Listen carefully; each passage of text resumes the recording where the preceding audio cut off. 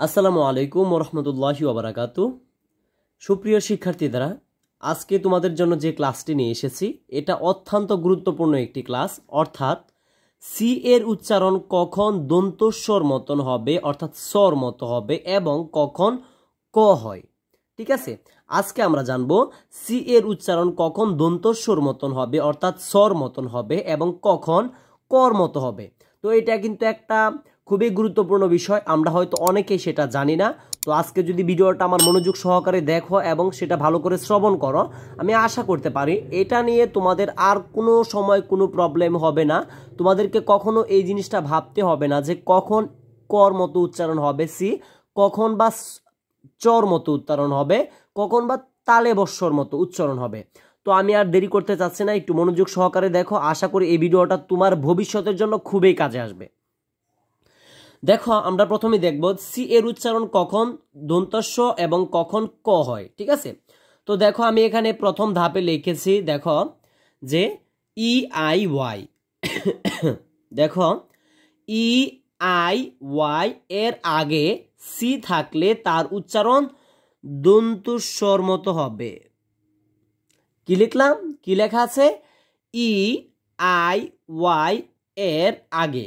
ঠিক আছে, E I Y এর আগে যদি, অর্থাৎ যদি কখনো সি এর পরে যদি কখনো ই আই ওয়াই এই অক্ষরগুলো থাকে, তিনটা থেকে যে কোনো একটা অক্ষর যদি থাকে সির পরে, তখন তার উচ্চারণ স্বর মতো উচ্চারণ হবে। ঠিক আছে, স্বর মতো উচ্চারণ হবে, এর মতো উচ্চারণ হবে। তখন এখন যদি আমরা একটু উদাহরণগুলো দেখি, আমাদের কাছে কিন্তু আরো ক্লিয়ার হয়ে যাবে যদি উদাহরণগুলো আমরা একটু দেখি। দেখো, যেমন আমি এখানে দিয়েছি সিটি, সিটি দিয়েছি। তো এখানে যদি আমরা লক্ষ্য করি, সির উচ্চারণ কিন্তু সির মতো হয়েছে, অর্থাৎ দন্তাস্বর মতো হয়েছে সিটি। তো সিটি, দেখো এই যে আই আছে, সির পরে আই রয়েছে, এই যে আই, সিটি।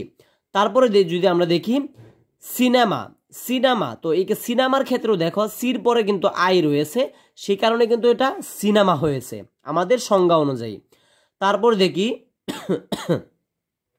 দেখো সেন্টার, সেন্টার CENTER, সেন্টার, তো এটা কিন্তু ক্যান্টার হয় নাই, সেন্টার হয়েছে। কেন হয়েছে আমরা কিন্তু সংজ্ঞায় পড়েছি, ই আই ওয়াই এর আগে যদি সি থাকে তখন সেটা স উচ্চারণ হবে। যেহেতু এখানে ই এসেছে, তো এটা আমরা বলতে পারি সেন্টার। ঠিক আছে, তারপরে দেখব সাইকেল।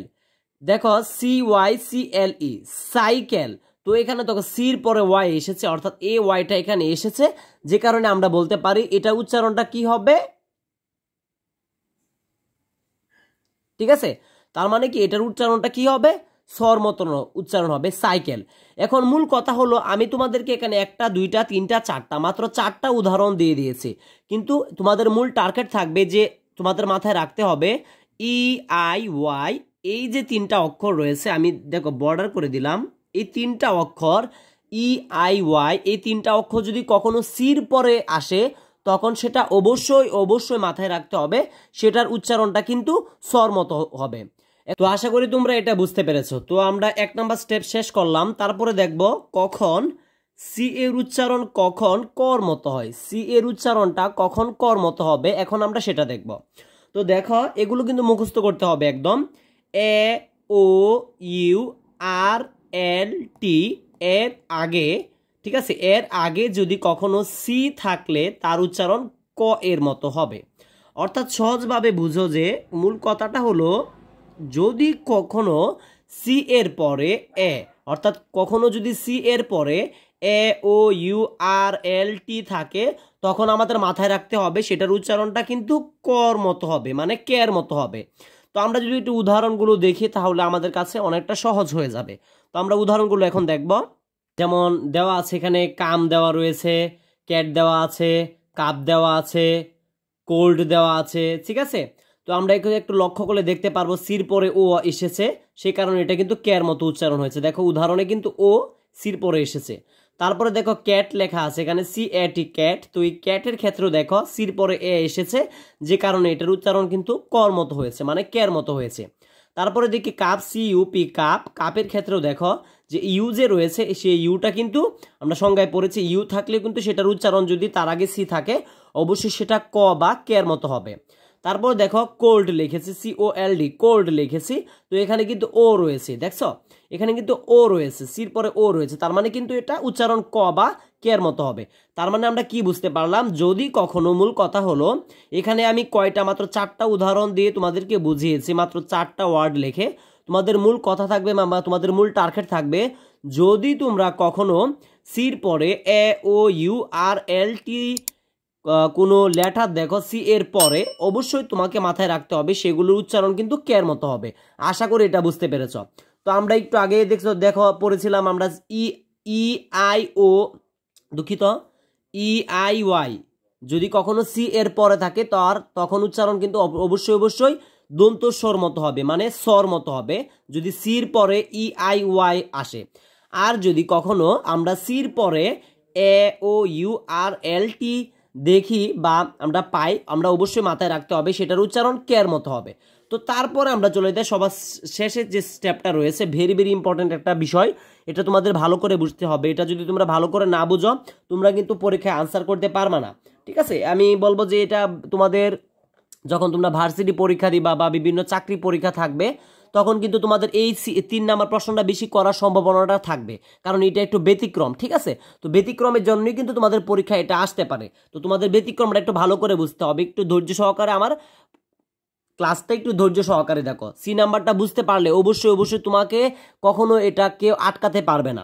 দেখো এখানে লেখা আছে, সি এর পর এইচ যুক্ত হলে কখনো উচ্চারণ চ এর মতো, কখনো উচ্চারণ হয় ক বা তালেবস্য এর মতো। কি বলা হয়েছে ভালো করে বুঝবা, যে এখানে লেখা আছে দেখো যে সি এর উচ্চারণ, ঠিক আছে, সি এর উচ্চারণ যদি সি এর পর, দুঃখিত, সি এর পর যদি কখনো এইচ যুক্ত হয় তখন কখনো চ উচ্চারণ হবে, কখনো ক উচ্চারণ হবে, কখনো তালেবস্য উচ্চারণ হবে।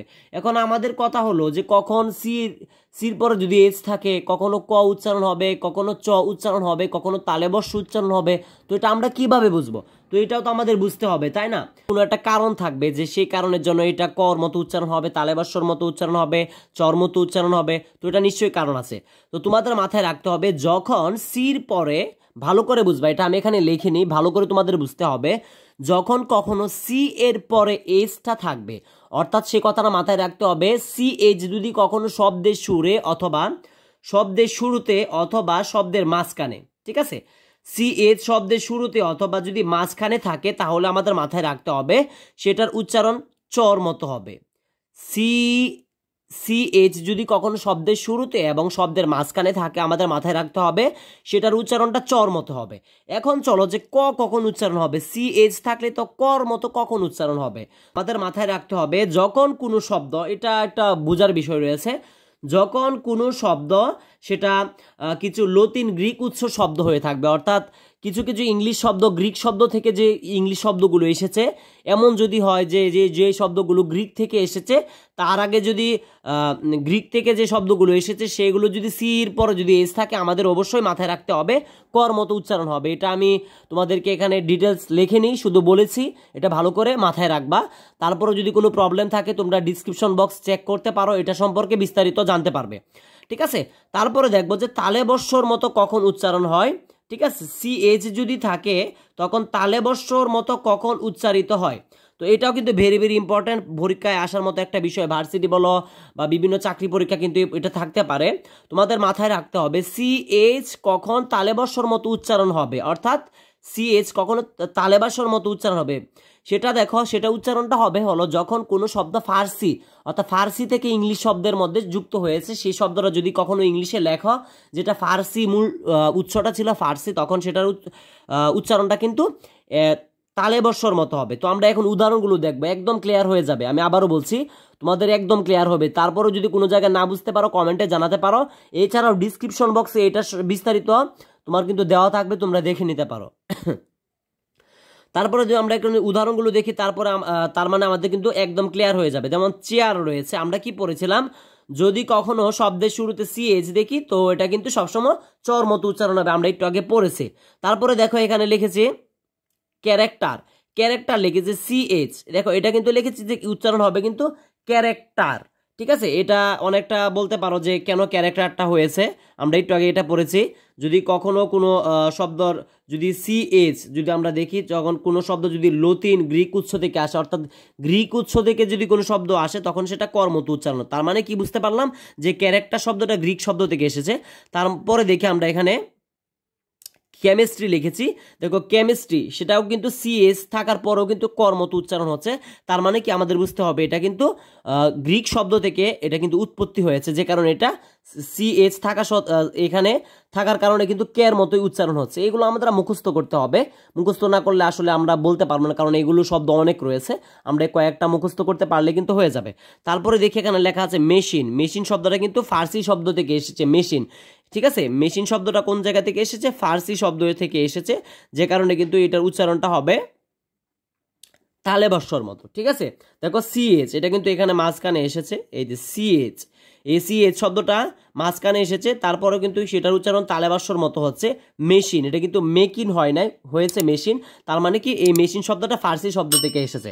আশা করি আমার ক্লাসটা বুঝতে পেরেছো। তারপরে যদি তোমরা কোনো জায়গায় না বুঝতে পারো অবশ্যই অবশ্যই কমেন্টে জানাবে, এবং এটা সম্পর্কে বিস্তারিত কিন্তু ডিসক্রিপশন বক্সে থাকবে, তোমরা কিন্তু দেখে নিতে পারো। তো আশা করি তোমাদের কাছে ক্লাসটি ভালো লেগেছে। তারপরে যদি তোমরা কোনো জায়গায় প্রবলেম থাকে আমি আবারও বলছি, ঠিক আছে, তোমরা কমেন্টে জানাবে, ইনশাল্লাহ সেগুলো নিয়েও ভিডিও দেওয়ার চেষ্টা করবো। তো আজকের মতো বিদায় নিচ্ছি। আমি আশা করতে পারি তোমরা অনেক অনেক উপকৃত হয়েছ। তো যারা আমার চ্যানেলটি সাবস্ক্রাইব করেনি সাবস্ক্রাইব করে পাশে থাকো। আসসালামু আলাইকুম ওয়া রাহমাতুল্লাহি ওয়া বারাকাতুহু।